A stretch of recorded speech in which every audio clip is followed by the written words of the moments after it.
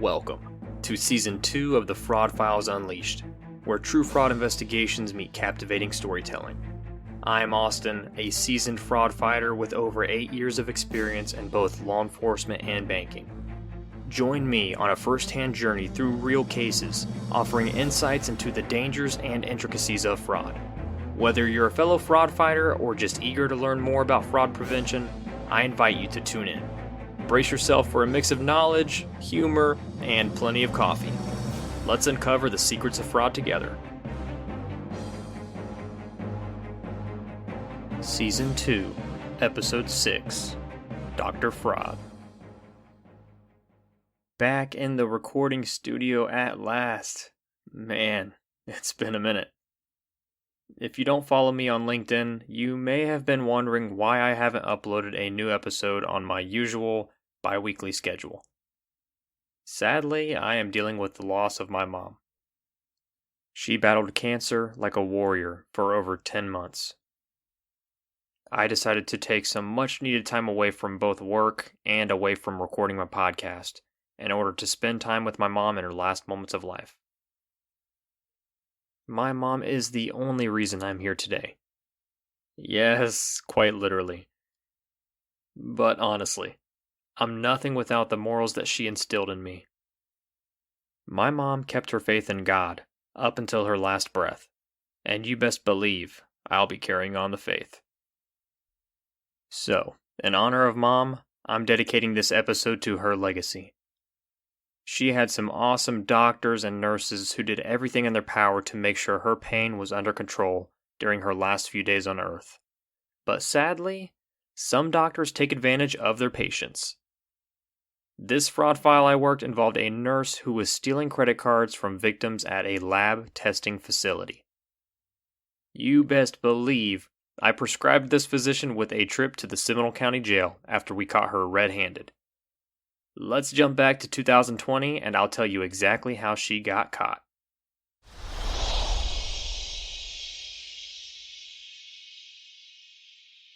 Alright, picture this, because I'm about to tell you this story from the perspective of one of my victims in this case. You just got an offer letter for your dream job. The only thing standing in between you and your fresh new start is to pass a background check, fill out a ton of paperwork, and of course complete a drug test. No big deal. You've passed the background check with ease, the paperwork only gave you a minor headache, and you just chugged an entire bottle of Zephyr Hills water, and your bladder is holding on for dear life while you wait for your name to be called at a local lab facility. Ugh, I've never had to pee so bad in my life. And then finally, you hear your name getting called. Austin, you can come on back.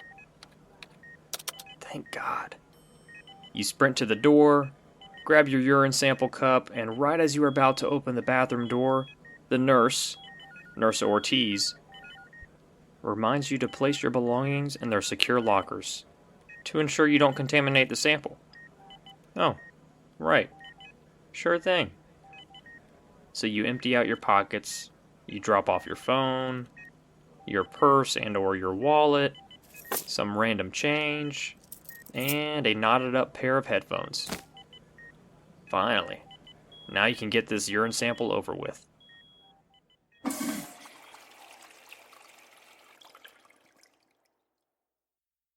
After about a minute, you've provided your, sample.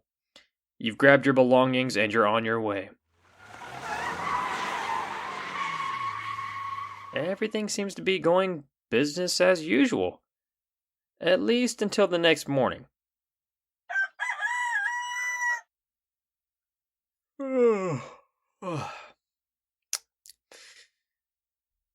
You had a great night of sleep, but the only problem is, when you check your phone, you notice several unauthorized transactions on your mobile banking app. What in the world? Who went to the local Ruth's Chris Steakhouse using my money? And then they went to the mall? Dude, I'm broke as it is, so my bank should have known this wasn't me. As my victim jumped out of bed, he started calling his bank, and he went to grab his debit card so he could provide them with his card information. Wait a second, where in the world is my debit card at? Oh, crap. I must have dropped it somewhere. Now things are starting to click. Your card wasn't skimmed. It was stolen. But when? Where? You mentally start to backtrack, and then you get this nasty feeling in the pit of your stomach. Oh no. Did it get stolen while I was at the lab yesterday? There's no way. Miss Ortiz was so nice. Well, either way at this point, my victim decided to get a professional involved, and they reported this fraud activity to the Seminole County Sheriff's Office. Lucky for them, this case ended up on my desk. So, here I am, reclined back at my desk wearing my detective's cap and a superhero cape. In my left hand, I have a 16-ounce cup of Wawa Cuban roast coffee with just a little bit of milk. My right hand is pretending to solve a Rubik's Cube, but in all reality, I had no idea what I was doing. At this point, we had moved offices and my cubicle had no windows. It was dark. It was quiet. The only noise to be heard was my Journey soundtrack playing on repeat. It was one of my mom's favorite bands, you know. I'd play some Journey music in the background right now, but I'm not trying to get hit for copyright issues.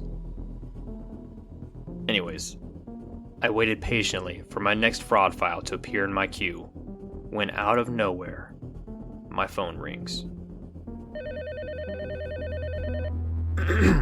Detective Harris. And that's when this mysterious man immediately said, "Hey loser, are you done pretending to be a superhero?" Yeah, let's move on. Anyways, this fraud file showed up on my desk. I mean, it wasn't really the crime of the century. This victim lost his card and someone took advantage of the moment and had some great stake on his behalf. The total fraud amount was under $300, but it was still important to get to the bottom of this, because you just never know when you might uncover an organized operation.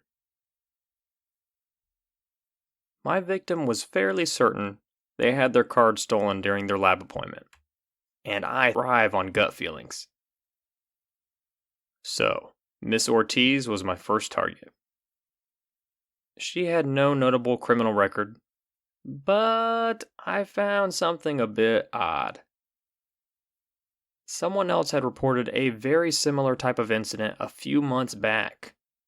They had their card stolen after they had reportedly visited this same lab. Coincidence? I think not. That investigation was closed out and never actually solved. But I went ahead and reopened it.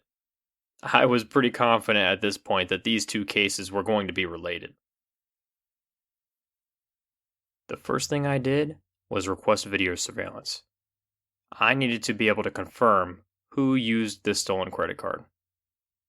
And I'm pretty sure I waited a good 30 days or so before I got a response. In the meantime, nothing exciting happened. I scoped out the lab, got an idea of what my suspect looked like, and I patiently waited for my evidence to arrive.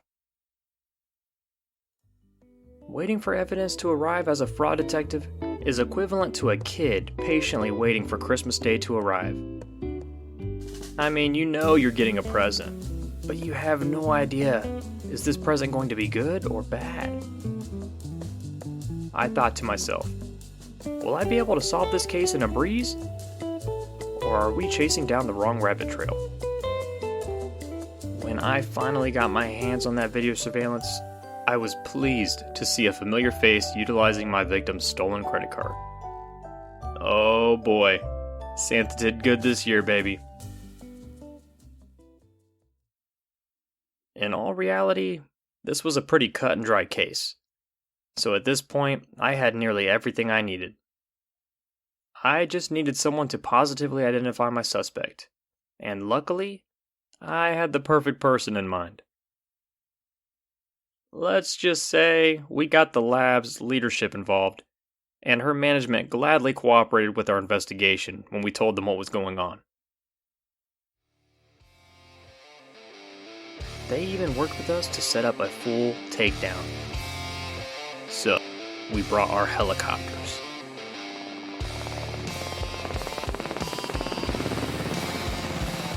We brought the SWAT truck. We kicked down the front door to the lab. We placed Dr. Fraud into handcuffs, and we peacefully transported her to the county jail.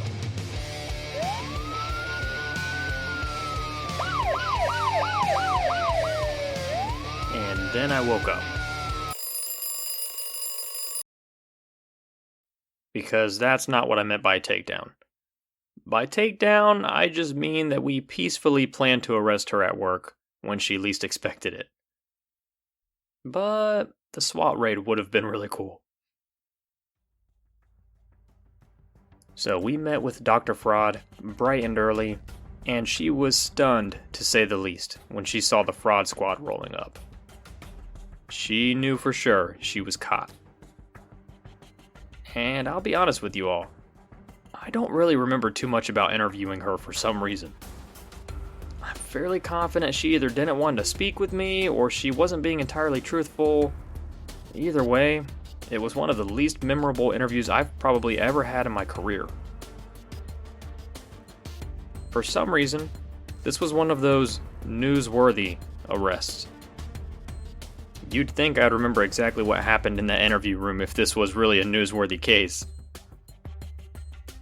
I had significant concerns that Dr. Fraud had been busy defrauding other people for months without ever getting caught. We had 2 known victims that had been targeted 6 months apart, so there had to be more victims, right? Well, we pushed out a news story in hopes of finding additional victims. Sadly, I don't believe we ever had any other victims come forward. Or if they had reported their card stolen, they didn't want to get law enforcement involved. You would think a basic credit card fraud case like this wouldn't be worth pursuing as a detective. But fraud statutes are no joke in Florida. I charged Dr. Fraud with multiple felonies, even though the dollar amount was relatively low. Each act of using someone's personal information can be charged as a felony. Now, sentencing, on the other hand, can be quite a joke at times. Dr. Fraud likely got probation and credit for time served in the jail before she was bonded out. At the end of the day, though, Dr. Fraud wasn't able to take advantage of her patients any longer. It was all worth it in my eyes. Now, I was going to end this podcast episode with a joke about amnesia, but I just always forget how it goes. And there you have it, fraud fighters. It might be a good idea to leave your belongings locked up securely in your car if you're planning on dropping off a urine sample. Just saying. Join us next time as we delve into the world of financial intrigue, exposing the tricks of the trade while sharing a laugh or two. Remember, not all heroes wear capes, some wear accountant badges and detective hats. This podcast is presented by Fraud Warfare. If you are interested in supporting us through promoted ads, please connect with me on LinkedIn. Please consider sharing this podcast with a friend or family member, and be sure to leave us a review on your podcasting platform of choice. You can also support us financially through our buymeacoffee.com/fraud warfare page. 100% of these funds go towards improving the quality of our podcast and, of course, some coffee. Thanks for listening.